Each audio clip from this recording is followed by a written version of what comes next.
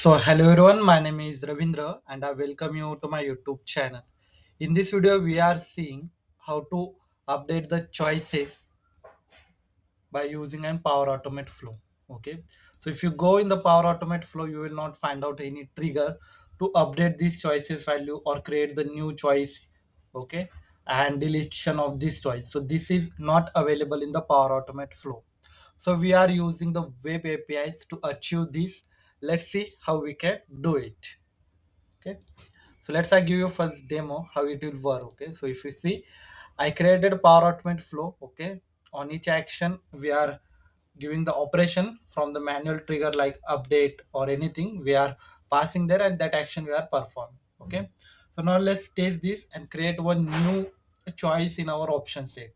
Okay, you can create the option set as well. Okay, I will use the end-to-end documentation to you to follow all these things. Okay, how to write this. So for that purpose I created one blog. Okay, managing choice column dynamically via Dataverse web API. So this blog you can refer, everything is mentioned, what header you need to pass, what body you need to pass, what response you will get. Okay, so everything for the create, update and for delete as well. So all these things I have right there. So let's see this practically one more time. So operation I need to create. Okay, so create label, what value I need to create here. So label I can pass like new choice. Okay, and value if you want to pass you can pass it. If you not, for the creation purpose value is not mandatory, so no need to pass as well, but it is not mandatory, so I'm just passing it. Let's run our flow and see what output we are getting.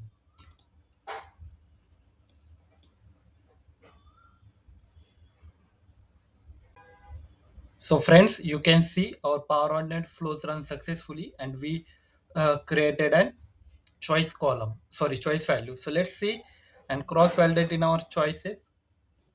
So let's I go. So you can see the new choice is created with value automatically populated. Now if I want to update this, so for the update purpose, let's we go and run the update point trigger. Okay, so let's run one more time manually test. So this is I just created manual trigger flow. So according to your scenario you can change the your trigger point. Okay, and values also you can change it from there. So whenever you are updating the value you need this number as well. Okay, the value number that is provided in our choices, so this one. So if you not pass then, so it will not understand our power automate flow, why this is happening and why error is which value I need to update. So friend, you can see our flows run successfully and is updated as well. So now let's go to our choice and let's refresh this one time. So our latest values will update here. So now we refresh it successfully. Let's say opening the live status and here you can see the value is updated. Okay, as update. So now let's we go to our Power Automate flow and let's see how I builded this.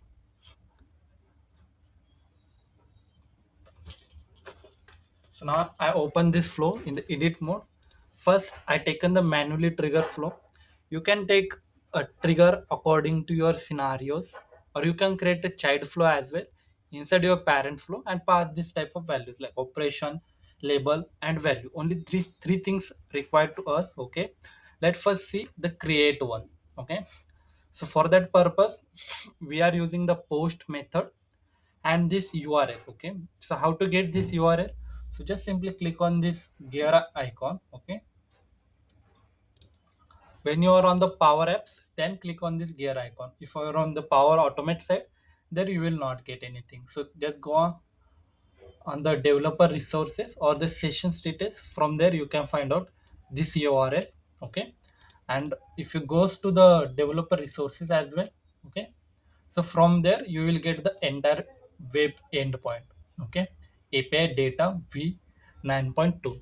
So same endpoint I'm using here. Okay, and this is the operation. Okay, what thing I want to do, I want to insert option values. Okay, So these values are provided by the Microsoft. Okay, this is the endpoints. So for that purpose, you can find out the Microsoft documentation as well.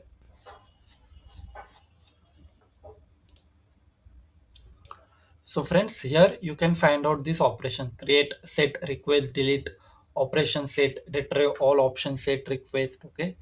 So if you want to insert value, request. Okay. So these are the options we have. Okay.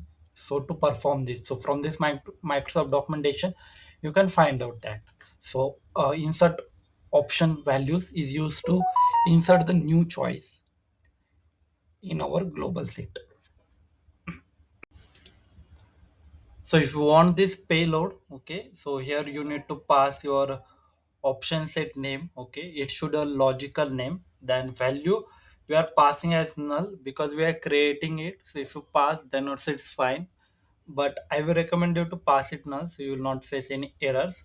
And in the labels, localized label. Okay, language code is also provided.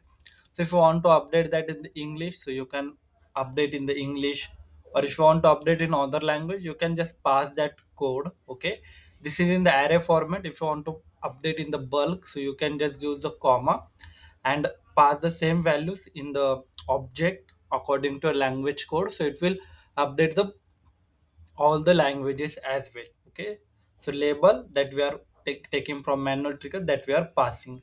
So this entire payload is present in the our blog as well, so link is available in description. From there you can simply just copy and paste it. Okay, so here you just have to pass your dynamic trigger value for the create purpose.